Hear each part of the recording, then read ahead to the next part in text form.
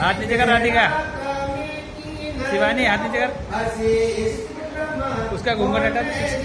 धीरे धीरे हो धीरे जाओ हसी स्कूल में बोलने जाओ मैं घर जाऊं तो गोबर में काढ़े मैं घर जाऊं तो गोबर में काढ़े हो हसी टोपली का मैं पी न जाऊं हसी